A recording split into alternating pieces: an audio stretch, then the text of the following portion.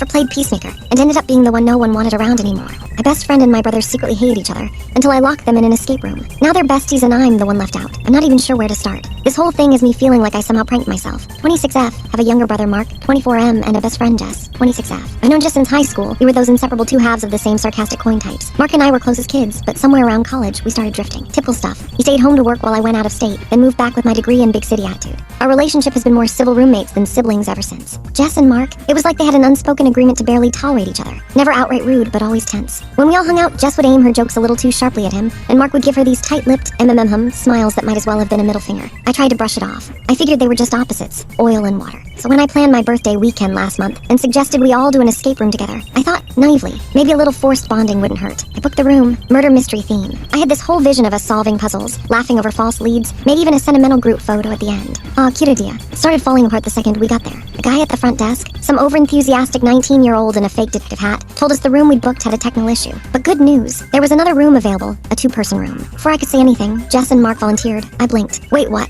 Jess shrugged. We'll go. You wanted the birthday puzzle moment, right? You can go with Hannah and Dev, other friends of mine who joined. Mark smirked. Yeah, we've been meaning to talk. There was something off in his tone, but I didn't push it. I was so stunned they agreed to be alone together that I didn't question it. They went in. The rest of us did a separate room. Took us 40 minutes. They weren't out yet. First I laughed. Maybe they're killing each other in there. 10 more minutes, 15. And the game master checked the system and said, oh, they finished 15 minutes ago. They're just still inside, talking. Excuse me. When they finally came out, they looked different. Laughing, like deep in the gut cackles. Mark was wiping his eyes. Jess fist bumped him. I stood there like someone had switched universes on me. Wait, what happened? I asked. Mark grinned. Your best friend's actually funny. Who knew? Jess winked. Your brother's kind of a genius. Don't let it go to his head. Didn't know what to say. My brain blue screened. We went to dinner afterward, and they only talked to each other. Inside jokes, teasing each other. I tried to join in a few times and got barely a glance. When I joked, should I just leave and let you two get matching tattoos or something? Jess smiled and said, ooh, that'd be so cute. I laughed, sort of. That was 3 weeks ago. Since then, they've hung out 5 times, without me. I only found out when Mark posted a photo of their spicy ramen challenge night. I commented, cool invite, with a laughing emoji. Replied, who's faced with tears of joy next time? I confronted Jess. I tried to keep it light, but she knew. You're mad. I sighed. I'm confused. You two hated each other for years. What changed in that room? She looked at me. We talked, like actually talked. Turns out we were both kind of territorial about you. He thought I was taking you away from the family. I thought he didn't appreciate you. But we both love you. So now we just don't hate each other anymore. Okay, I said. But do you still love me? Because it kind of feels like I got replaced. She got quiet. Of course I do, but maybe we needed to meet each other without you in the middle. I didn't respond right away.